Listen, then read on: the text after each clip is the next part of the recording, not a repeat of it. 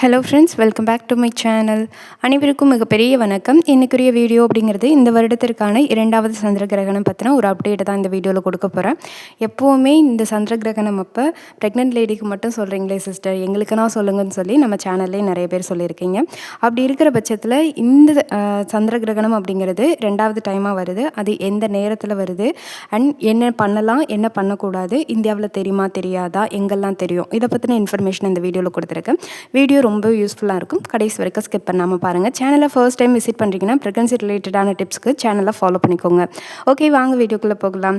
இந்த வருஷத்துக்கான 2வது சந்திர கிரகணம் அப்படிங்கிறது ஆகஸ்ட் 28 வெள்ளிக்கிழமை தான் நடக்க இருக்குது. முதல் சந்திர கிரகணம் அப்படிங்கிறது மார்ச் 8ஆம் தேதி முடிஞ்சிருச்சு. இப்போ 2வது சந்திர கிரகணம் அப்படிங்கிறது வருது. வருஷத்தில் 2 சந்திர கிரகணம், 2 சூரிய கிரகணம் நடக்கும். பொதுவாக சந்திர கிரகணம் பகலில் நடந்துச்சு அப்படின்னா இந்தியாவில் தெரியாது. ஏன்னா பகலில் சந்திரன் நம்மளுக்கு நிலா தெரியாது, அதனால் இந்தியாவில் தெரியாது. இதுவே நைட்டில் நம்மளுக்கு சூரிய கிரகணம் நடந்தாலும் அதே மாதிரி தான் 2வது சூரிய கிரகணம் சரி, சந்திர கிரகணம் சரி, ரெண்டுமே இந்தியாவில் தெரியாது. அண்ட் அடுத்த ஒரு கொஸ்டின் என்னவா இருக்கும், எந்த நேரத்தில் வருது அப்படிங்கிறது தான். நாளைக்கு தான் உங்களுக்கு சந்திர கிரகணம் அப்படிங்கிறது நடக்குது. கிட்டத்தட்ட இன்னும் ஒரு நாள் மட்டும்தான் இருக்குது. நாளைக்கு காலையில் இதே வேளையில் உங்களுக்குன்னா சந்திர கிரகணம் அப்படிங்கிறது நடக்க ஆரம்பிச்சிடும். காலையில் 6:53க்கு ஸ்டார்ட் ஆகி மதியம் 12:31க்கு முடிவடையுது இந்த சந்திர கிரகணம். கிட்டத்தட்ட 5.5 மணி நேரம் வரைக்கும் கிரகணம் அப்படிங்கிறது நீடிக்கக்கூடியதாக இருக்குது. இதோடைய உச்சபட்ச நேரம், அதாவது கிரகணம் உச்சத்தில் இருக்கக்கூடிய நேரம் அப்படிங்கிறது 9:30லேருந்து 9:45க்குள்ளே இருக்குது.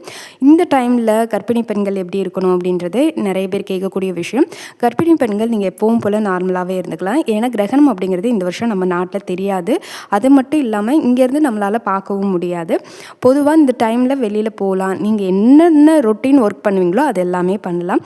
இந்த ஷார்ப்பான வெப்பன்ஸ் எதுவும் உங்கள் பக்கத்தில் இல்லாத மாதிரி பார்த்துக்கோங்க. இதுவே ப்ரெக்னன்சிக்கு ட்ரை பண்ணுறவங்களுக்கு ஒரு டவுட் வரும்.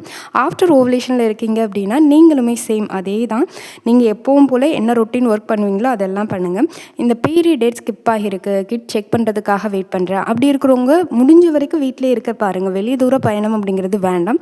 கிரகண சமயங்களில் நெகட்டிவ் எனர்ஜி அதிகமாக இருக்கிறதுனால தான் கிரகண சமயத்தில் வெளியில் போகக்கூடாது, கர்ப்பிணி இப்படி இருக்கணும், இதை பண்ணணும், அதை பண்ணணும்னு சொல்லுவாங்க.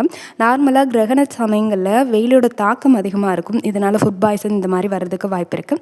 அதனால் நீங்கள் லைட் வெயிட் ஃபுட்டு எல்லாமே எடுத்துக்கோங்க. அட்வான்டட் ஃபுட் எடுக்காதீங்க. அதே மாதிரி கிரகண சமயத்தில் சாப்பிடக்கூடாதுன்னு சொல்லி சாப்பிடாமனா இருக்காதீங்க. எல்லாருமே சாப்பிட்லாம். அதே மாதிரி கிரகணம் முடிஞ்சோன்னே கட்டாயம் குளிக்கணும், கோயிலுக்கு போகணும், வீடு துடைக்கணும் அப்படின்னா கிடையாது. உங்களுடைய விருப்பம் அப்படிங்கிறது. சிம்பிளாக சொல்லணும்னா இந்த 2வது சந்திர கிரகணம் அப்படிங்கிறது இந்தியாவில் தெரியாது. குறிப்பாக நம்ம தமிழ்நாட்டில் தெரியவே தெரியாது. அதே மாதிரி தான் இலங்கை, ஸ்ரீலங்கா உங்களுக்குமே தெரியாது. அதனால் யாருமே பயப்பட வேண்டாம். ப்ரெக்னன்சிக்கு ட்ரை பண்ணுறவங்க எப்பவும் போல் நார்மலாகவே இருந்துக்கோங்க. ஆஃப்டர் ஓவலேஷனுக்கு அப்புறம் இருக்கிறவங்களும் நார்மலாக இருக்கலாம். இந்த பீரியட் டேட் ஸ்கிப் ஆகிற டைமில் இருக்குது, எனக்கு வந்து ப்ரெக்னன்சி கிட் பாசிட்டிவ் பண்ணுறதுக்காக வெயிட் பண்ணுறேன், ப்ரெக்னன்சி சிம்டம்ஸ் தெரியுது அப்படின்னா நீங்கள் எல்லாருமே கொஞ்சம் கேர்ஃபுல்லாகவே இருந்துக்கோங்க. ஆஃப்டர் ஓவலேஷனில் இருக்கிற எல்லாருமே கேர்ஃபுல்லாக இருந்துக்கோங்க. குறிப்பாக வெளியில் கட்டாயம் போய் தான் ஆகணும் அப்படின்ற சுச்சுவேஷன் இருந்தால் மட்டும் போங்க. கட்டாயம் அப்படி இருந்தால் தான் உங்களுக்கு ப்ரெக்னன்சி கன்ஃபார்ம் ஆகணும்னு நான் சொல்ல வரல. நார்மலாக இந்த டைமில் நெகட்டிவ் எனர்ஜி இருக்கும், அதனால் தேவையில்லையே அப்படின்ற மாதிரி எனக்கு தோணுச்சு. ஒரு நாள் நம்ம அப்படி இருக்கிறதுனால எதுவும் பிரச்சனை கிடையாது இல்லையா, அதுக்காக சொன்னேன்.